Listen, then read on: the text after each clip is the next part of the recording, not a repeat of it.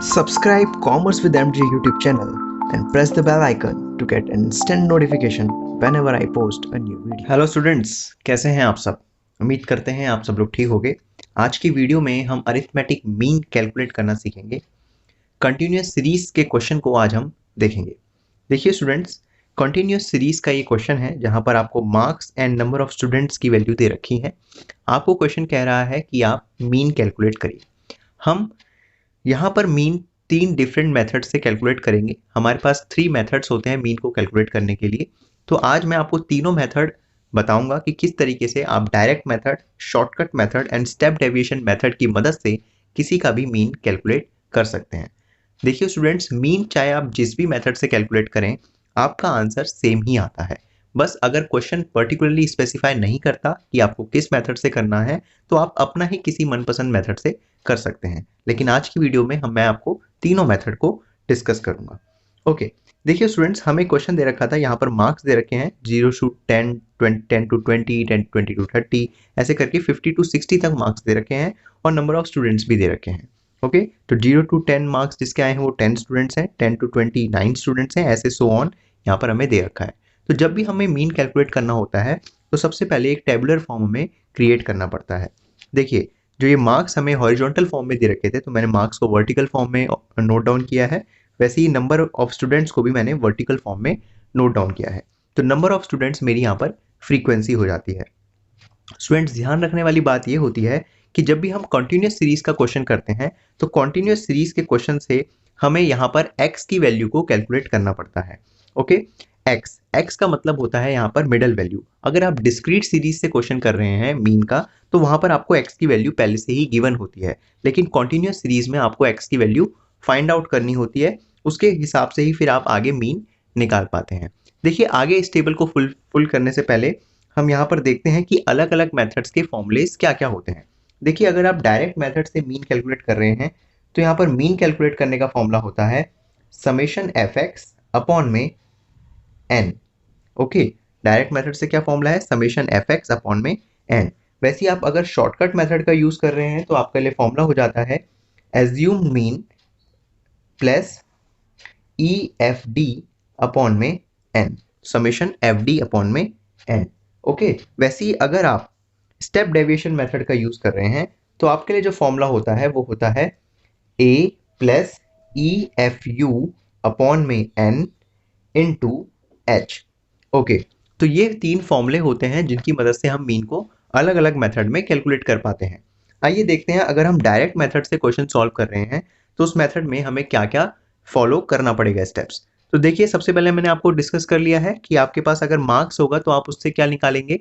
आप अपने x की वैल्यू को निकालेंगे। ओके, क्यों? क्योंकि यहाँ पर कंटिन्यूस सीरीज में x की वैल्यू गिवन नहीं होती। तो अब x की वैल्यू को हम यहाँ पर मिडल वैल्यू कहते हैं। तो जो भी हमें सीरीज दे रखी होगी उसका मिडल वैल्यू को हम यहाँ पर कैलकुलेट करेंगे। जैसे 0 to 10, इनके बीच में मिडल वैल्यू क्या है? 0 से लेकर 10 के बीच में मिडल वैल्यू क्या आएगी? 5 आएगी। इसका एक फॉर्मूला होता है, वो होता है upper limit plus lower limit divide by 2। Okay, तो 10 प्लस 0 10 होता है, डिवाइड बाय 2 करूंगा तो 5 आ जाएगा। वैसे 10 to 20 के बीच में मिडल वैल्यू क्या आएगी? 10 प्लस 20 कितना होता है? 30 होता है। 30 डिवाइड बाय 2 15 होता है। ये तो आप ऐसे भी बता सकते हैं कि 10 से 20 के बीच में बीच की वैल्यू 15 है। वैसे ही 20 to 30 आपकी क्या होगी? 25 होगी। वैसे ही 30 to 40 आपकी 35 होगी। 40 to 50 आपकी 45 होगी। एंड 50 to 60 आपकी क्या होगी? आपकी 55 होगी। ओके, अब देखिए, हमारा जो डायरेक्ट मेथड है वो क्या कहता है? Summation fx। तो हमने f की वैल्यू भी निकाल दी और x की वैल्यू भी निकाल दी, तो हमें fx की वैल्यू चाहिए होगी। तो fx की वैल्यू कैसे निकलेगी? f को x से मल्टीप्लाई करना पड़ेगा। तो 10 इंटू 5 कितना हो जाता है हमारा? 50 हो जाता है। वैसे ये हमारा मल्टीप्लाई होकर 135 हो जाएगा। 25 इंटू 25 आपका 625 होता है। 35 इंटू 30 आपका 1050 होता है। वैसे ही 45 इंटू 16 आपका 720 होता है। एंड 55 इंटू 10 आपका 550 होता है। तो देखिए, हमने सारी fx की वैल्यू भी कैलकुलेट कर ली है। अब क्वेश्चन में हमें अगर हम फॉर्मूला लगाएंगे तो हमारे पास मीन की वैल्यू क्या है? समेशन fx अपॉन में n। तो समेशन fx मतलब जो fx की सारी वैल्यू आई है उसको ऐड करना पड़ेगा। तो इन सारी वैल्यू को अगर मैं ऐड करता हूँ तो सारी वैल्यू को ऐड करके मेरा आंसर आएगा 3130। ओके, 3130।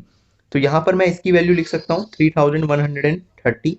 ओके, वैसे ही एन क्या होता है, नंबर ऑफ स्टूडेंट मतलब फ्रीक्वेंसी का टोटल, ठीक है। तो यहाँ पर जो n की वैल्यू है, n की वैल्यू हमारी इन सब का टोटल है हमारे 100, तो ये 100 स्टूडेंट्स का डेटा दे रखा था, तो मैं इसे 100 से डिवाइड कर लूंगा। ओके, तो यहाँ पर मैं इसको जब सॉल्व करूंगा तो आपको पता ही है पॉइंट जो होंगे वो पॉइंट में आंसर आएगा हमारा 31.30। ओके, तो 100 से डिवाइड करके यहाँ पर डेसिमल प्लेस लग जाएगा। वैसे ही इसके बाद का मेथड हम देखते हैं शॉर्टकट मेथड। देखिए शॉर्टकट मेथड का यूज करते समय हमें EFD और N का यूज करना होता है। अब ये A क्या होता है, A मैंने अभी आपको डिस्कस किया था, A एक तरीके से एज्यूम मीन है आपका। ओके, तो एज्यूम मीन कैसे कैलकुलेट करते हैं, देखिए जो आपने मिडिल वैल्यू कैलकुलेट करी थी उसी में से कोई भी बीच का नंबर आप उठा लीजिए, वही आपका A हो जाता है। तो सपोज करते हैं मैं यहाँ पर से 35 को उठा लेता हूँ बीच का, तो ये हमारा क्या हो जाएगा, A हो जाएगा। तो A की वैल्यू मैंने ले ली 35। तो A से हमें कैलकुलेट करना होता है D की वैल्यू। D कैसे आता है, x माइनस A। x क्या है, मिडल वैल्यू, मिडल वैल्यू में से अब इन्हीं a को माइनस करते जाएंगे तो आपका क्या आंसर आएगा। देखिए ये है हमारा x 5, इसमें से मैं मिडल वैल्यू माइनस करता हूँ 35, तो मेरा क्या आंसर आएगा, देखिए 5 माइनस 35, ये आएगा आपका माइनस का 30। वैसे ही 15 माइनस 35 आपका माइनस का 20। वैसे 25 माइनस 35 आपका माइनस का 10 हो जाएगा।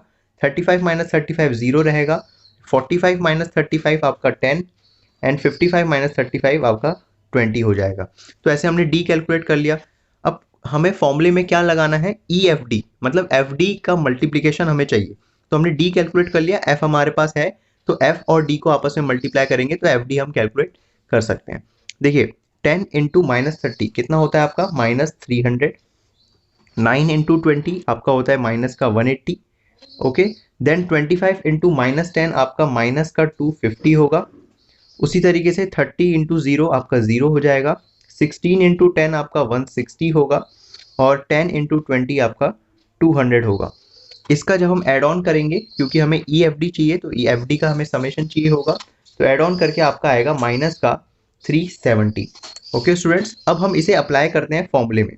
देखिए A की वैल्यू हमने क्या ले ली थी, A की वैल्यू हमने ली थी 35, ठीक है। इसमें हम प्लस कर रहे हैं माइनस का 370 जो कि EFD की वैल्यू है, और n की वैल्यू हमें पता ही है नीचे क्या है, 100 चल रही है।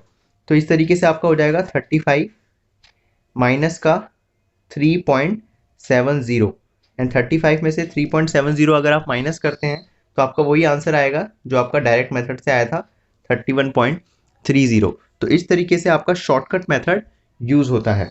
आइए देखते हैं स्टेप डेविएशन मेथड किस तरीके से अप्लाई करते हैं। देखिए स्टेप डेविएशन मेथड में भी आपको A की वैल्यू चाहिए जैसे शॉर्टकट में चाहिए होती है, लेकिन यहाँ पर आपको EFU चाहिए होता है और H भी चाहिए होता है। अब U कैसे निकालें, देखिए U कैसे निकलता है, जो आपने D कैलकुलेट किया था प्रीवियस मेथड में उस D को आपको H से डिवाइड करना होता है। H क्या होता है, हाइट। यहाँ पर क्लास मार्क्स के बीच में कितनी हाइट है, 0 to 10 के बीच में कितना गैप है, 10 का गैप है। वैसे 10 to 20 के बीच में भी 10 का गैप है, तो उसे हाइट कहते हैं। तो जो भी आपने D कैलकुलेट कर लिया उसको हाइट से डिवाइड कर दीजिए। तो यहाँ पर हाइट क्या है, 10। तो U का जो फॉर्मूला होता है वो होता है x minus A that is D upon में H। ओके, तो आपने D कैलकुलेट कर ही लिया था, इसको मैं अगर 10 से डिवाइड कर दूं तो क्या क्या आएंगे, देख माइनस 30 को 10 से डिवाइड करेंगे तो माइनस 3 आएगा। वैसे ये माइनस 2 आएगा, ये माइनस का 1 आएगा, ये 0 ही रहेगा, ये 1 और ये 2। ओके, और आपको फॉर्मूले में क्या चाहिए, EFU, तो मतलब U आ गया, उसको F से मल्टीप्लाई करेंगे तो FU आ जाएगा। तो 10 इंटू माइनस 3 आपका माइनस का 30 हो जाएगा। वैसे 2 इंटू आपका ये माइनस करके माइनस का 18 हो जाएगा। वैसे माइनस 1 इंटू 25 आपका 25 हो जाएगा। उसी तरीके से 0 इंटू 30 फिर 0 रह जाएगा।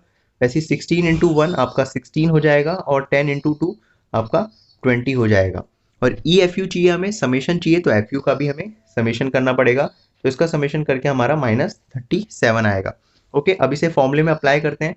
देखिए A की वैल्यू हमारी 35 थी, EFU हमारे पास आ गया माइनस का 37 अपॉन में n की वैल्यू कितनी है, 100 है, और H की वैल्यू है हमारी 10।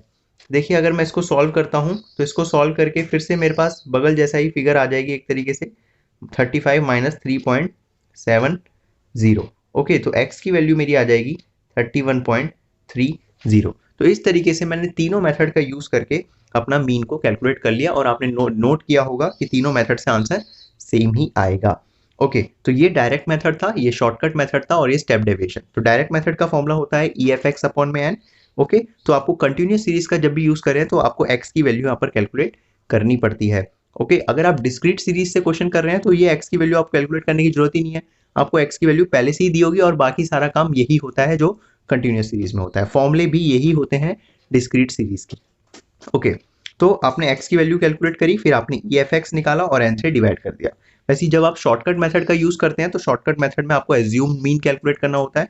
वो कैसे कैलकुलेट करते हैं, कैलकुलेट करने की भी जरूरत नहीं है, आपको जो x की वैल्यू आपके ने निकाली थी उसमें से कोई भी बीच का एक रैंडम नंबर सिलेक्ट कर लीजिए। जैसे मैंने 35 सिलेक्ट कर लिया, उससे आपके पास a आ जाता है। ओके तो a की वजह से आपको d की वैल्यू कैलकुलेट करनी पड़ती है, क्योंकि आपके फॉर्मूले में ई एफ डी कैलकुलेट करना है। तो d की वैल्यू कैलकुलेट करी आपने, जो भी x की वैल्यू थी उसमें से a को माइनस करा तो d की वैल्यू आ गई। d की वैल्यू के बाद हमें एफ डी कैलकुलेट करना होता है, तो एफ डी मैंने कैलकुलेट किया है, ये एफ डी है हमारा। ओके और एफ डी का मुझे समेशन चाहिए होता है। वैसे जब हम स्टेप डेविएशन का मेथड यूज करते हैं तो यहाँ पर हमें u की वैल्यू कैलकुलेट करनी पड़ती है। जो d की वैल्यू हमने निकाली उसको h से डिवाइड करके हमें u की वैल्यू आ जाती है।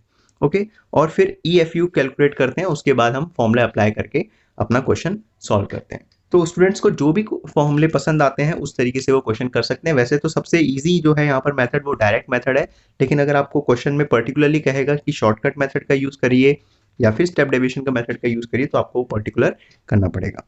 आई होप सो आपको ये अरिथमेटिक मीन कैसे कैलकुलेट करते हैं कॉन्टिन्यूस सीरीज में क्लियर हो गया होगा।